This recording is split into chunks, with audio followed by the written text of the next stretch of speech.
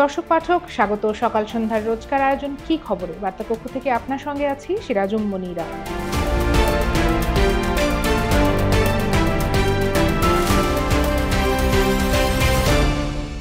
দর্শক আপনাদের নিশ্চয়ই মনে আছে আজ থেকে ২০ বছর আগে ২০০৪ সালের ২১ আগস্ট ঢাকায় বঙ্গবন্ধু এভিনিউয়ে আওয়ামী লীগের সমাবেশে গ্রেনেড হামলা চালানো হয়েছিল। এতে দলটির তৎকালীন মহিলা বিষয়ক সম্পাদক আইভি রহমান সহ ২২ নেতাকর্মী নিহত হন। দলের সভাপতি শেখ হাসিনা প্রাণে বাঁচলেও শ্রবণ শক্তি নষ্ট হয়ে যায় তার। বিএনপি জামাত জোট সরকার আমলে প্রশ্নবিদ্ধ তদন্ত পেরিয়ে ২০০৮ সালে তত্ত্বাবধায়ক সরকার আমলে শুরু হয় আলোচিত এই ঘটনার বিচার। আওয়ামী লীগ আমলে অধিকতর তদন্তের পর ২০১৮ সালের ১০ অক্টোবর ঢাকার দ্রুত বিচার ট্রাইব্যুনাল ৪৯ জনকে দণ্ড দিয়ে রায় ঘোষণা করে। এর ৬ বছর পর আজ আপিলের রায় দিয়েছে হাইকোর্টের বিচারপতি এ.কে.এম. আসাদুজ্জামান ও বিচারপতি সৈয়দ এনায়েত হোসেনের বেঞ্চ। এতে সব আসামিকে খালাস দেওয়া হয়েছে। ফলে বিএনপির ভারপ্রাপ্ত চেয়ারম্যান তারেক রহমান, বিএনপি জামাত জোট সরকার আমলের প্রতিমন্ত্রী লুৎফুজ্জামান বাবর, তৎকালীন উপমন্ত্রী আব্দুল সালাম পিন্টু সহ দণ্ডিত অন্যরা এই মামলার দায় থেকে মুক্ত হয়েছেন। আজ কি খবরে আলোচনা করব এসব নিয়ে, এজন্য যুক্ত করছি সহকর্মী তাবারুল হককে, যিনি ছিলেন শুনানিতেও। তাবারুল, আপনাকে স্বাগত। আপনাকে ধন্যবাদ। আমি প্রথমে আপনার কাছে জানতে চাইবো মামলার ঘটনার ক্রম সম্পর্কে। বিএনপি আমলে তদন্ত প্রশ্নের মুখে পড়েছিল, তারপর কি কি হলো, তারেক রহমান কিভাবে আসামির তালিকায় যোগ হলেন, এর যে ক্রম সেটা জানতে চাই। দেখুন, ওই মামলাটি ২০০৪ সালের পরবর্তী ঘটনার ক্রম অনুযায়ী আমরা যদি দেখি, ওটা তত্ত্বাবধায়ক সরকারের সময় অর্থাৎ 1/11-এর সময় মামলাটি প্রথম একবার তদন্ত হয়েছিল এবং চার্জশিটও হয়েছিল। সেই চার্জশিটে ২২ জনের নাম এসেছিল, সেখানে কিন্তু তারেক রহমানের নাম ছিল না। ২০০৪ সালের এই ঘটনায় বিএনপির তদন্তে জজমিয়া নাটক চলে আসে। অর্থাৎ জজমিয়া নাটকটা আমরা পাই যে তত্ত্বাবধায়ক সরকার অর্থাৎ সেনা সমর্থিত সরকারের সময় জজমিয়া নাটকটা উৎপত্তি হয়। অর্থাৎ বিএনপির সময় জজমিয়াকে ওই মামলার অন্যতম আসামি হিসেবে তারা ওইটা প্রতিষ্ঠা করার চেষ্টা করেছিল। কিন্তু তত্ত্বাবধায়ক সরকারে এখানে উদ্ঘাটিত হয় যে জজমিয়া একটি নাটক মঞ্চায়িত করা হয়েছে, আসলে এখানে জজমিয়া বলতে কেউ ছিলেন না। তো তত্ত্বাবধায়ক সরকারের আমলে যখন চার্জশিটে দেওয়া হয়, সেই চার্জশিটে ২২ জনের নাম অন্তর্ভুক্ত হয়।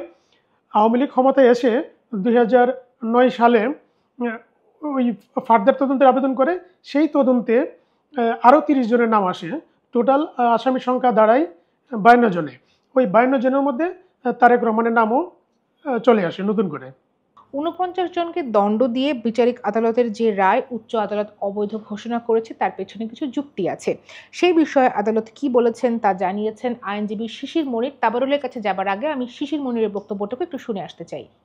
রুল অ্যাবসলিউট এবং সকলকে এই মামলা থেকে খালাস দেওয়া হয়েছে এবং বলা হয়েছে নিম্ন আদালত যে ট্রায়ালটা করেছে এই ট্রায়ালটা ছিল অবৈধ, কারণ আইনের ভিত্তিতে ট্রায়াল সংগঠিত হয় নাই। একই সাথে বলেছেন কোনো সাক্ষীর সঙ্গে কোনো সাক্ষীর কোনো করবোরেশন নাই, শোনা সাক্ষীর উপর ভিত্তি করে সাজা দেওয়া হয়েছে। এই জন্যই সকলের আপিল অ্যালাউ করে, ডেপথ রেফারেন্স রিজেক্ট করে সকলকেই বেকসুর খালাস দিয়েছেন। তারেক রহমান সহ লুৎফুজ্জামান বাবর এবং সকলকেই এই মামলা থেকে বেকসুর খালাস প্রদান করেছেন এবং কোর্ট অবজারভেশন দিয়েছেন এটা বলে যে এই ধরনের কেসে পরস্পর কেউ দেখেছে, কেউ বুঝে, কেউ স্বচক্ষে দেখেছে এই মর্মে কোনো এভিডেন্স নাই। যাদের স্বীকারোক্তিমূলক জবানবন্দি নেওয়া হয়েছে, এই স্বীকারোক্তিমূলক জবানবন্দি নেওয়া হয়েছে টর্চার করে। একই সাথে মুফতি হান্নান ২টা স্বীকারোক্তিমূলক জবানবন্দি দিয়েছেন এবং আমরাও বলেছিলাম সাবমিশনে যে ৪০০ বছরের ইতিহাসে ভারতীয় সাবকন্টিনেন্টে দ্বিতীয় কনফেশনের উপর ভিত্তি করে কাউকে সাজা দেওয়া হয় তার কোনো নজির নাই। আজকে আদালত বললেন দ্বিতীয় কনফেশন তিনি যেটা করেছিলেন এইটাও তিনি পরবর্তীতে রিট্রাকশন করেছেন। এই জন্য এই কনফেশনের কোনো আইনগত মূল্য নাই। তারপর আর কোনো আইনজীবী এই বিষয়ে কিছু বলেছেন? হ্যাঁ, আসামি পক্ষের আরও বেশ কয়েকজন আইনজীবী ছিলেন, তার মধ্যে অন্যতম একজন এস.এম. শাহজাহান। উনি মামলার রায়ের বেশ কিছু পর্যবেক্ষণ সাংবাদিকদের কাছে আমাদের কাছে তুলে ধরেছেন। উনি এখানে মোটা দাগে যে বিষয়গুলো বলেছেন যে আদালত এই মামলাটির সব আসামিকে খালাস দেওয়ার পেছনে অন্যতম একটি কারণ হলো যে এই মামলার অভিযোগপত্রটা সঠিকভাবে হয়নি। অর্থাৎ এখানে দ্বিতীয়বার তদন্তের প্রেক্ষিতে যে অভিযোগপত্রটা হয়েছিল ওই চার্জশিটকে বেস করে কিন্তু মূলত মামলাটি বিচারিক আদালতের জাজমেন্টে হয়।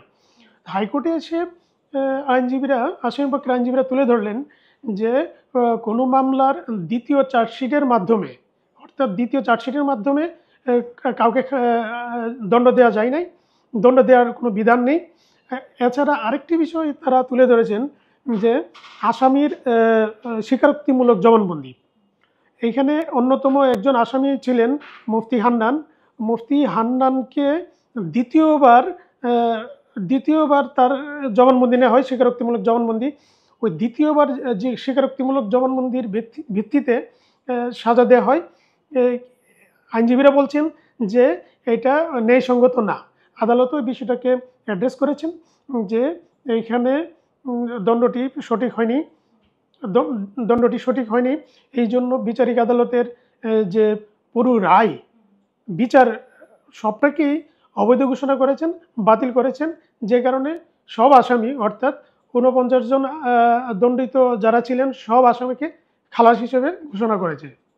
আমরা দেখেছি আদালত কিছু পর্যবেক্ষণ দিয়েছেন, সেখানে কি কি বলা আছে?